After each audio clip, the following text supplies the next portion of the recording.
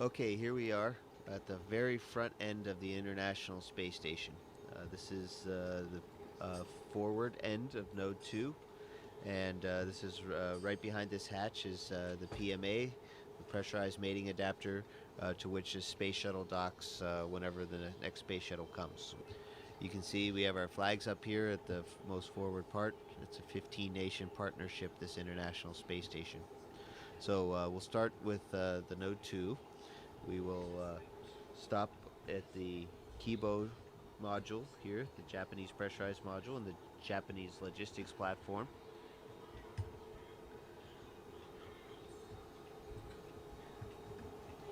We'll stop back there in a second. We'll take a look in the Columbus module, pride of the European Space Agency, and our pride too. And then you can look down the stack, and you can see several other modules, and even into a little bit into the functional cargo block, the FGB, and then the service module. So it's a really big space station that we got. Welcome to Kibo. Please enjoy and relax in this brand new, the most spacious and quietest room in the ISS.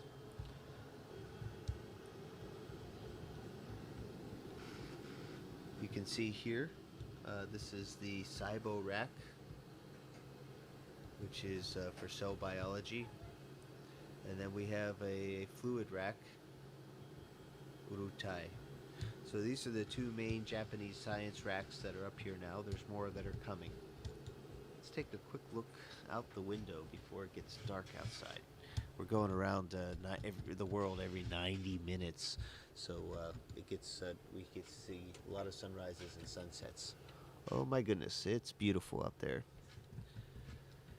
So this is looking out the port side of the space station, and we're actually also on the front side, so front port side of the space station. And let's take a look what we can see out there. We can see the robot arm I was talking about, the GEM RMS.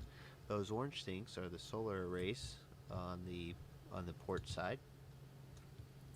And you can see we have a full set, and 15A STS-119 is going to be bringing up the last solar array on the starboard side. And take a look. There's our beautiful blue planet there. And looking at this and where we are, I'd say we're over the South Indian Ocean. You can actually see some icebergs down there. So we're actually probably between Africa and Antarctica. You can actually see the different shades of the blue water. Okay, so now fly with me. We're going to go to the Columbus module.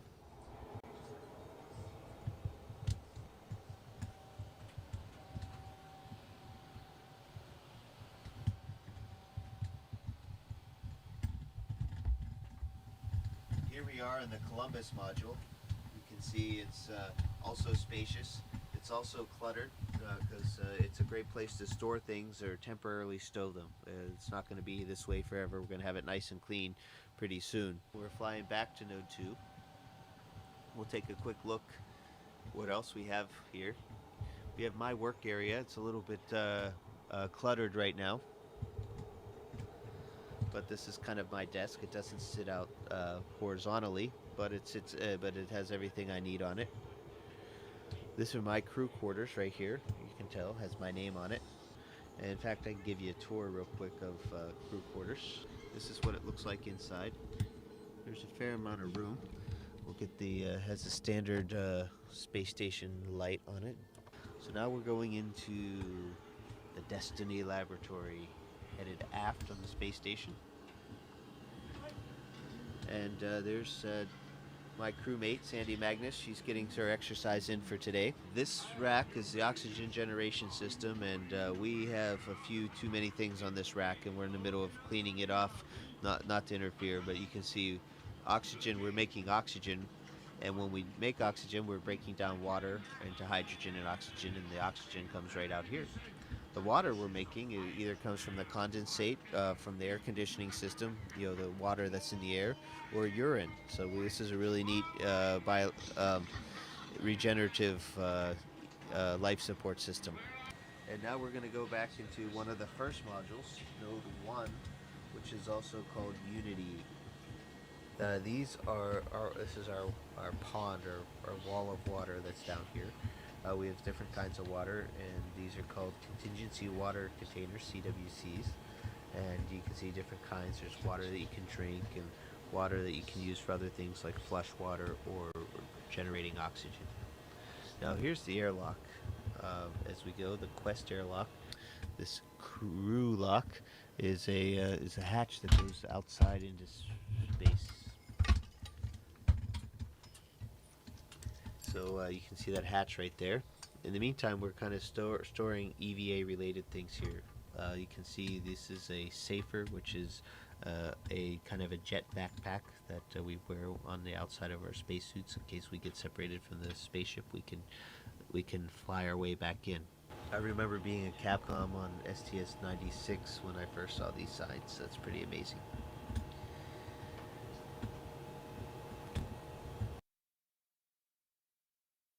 And we're floating into the Russian side of things.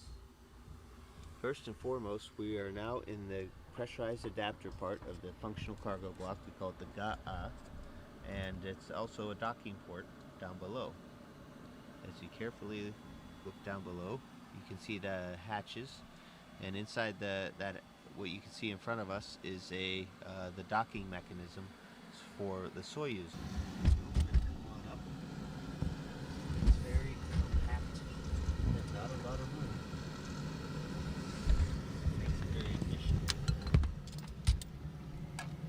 Now Yuri's been busy unloading the Progress. We just finished an EVA, so things here in the functional cargo block are very functional right now and very cargo-y. So you can see things are just really full here in the FGB. As we leave the FGB here and go into the docking compartment. Docking compartment is another one of those vertical looks,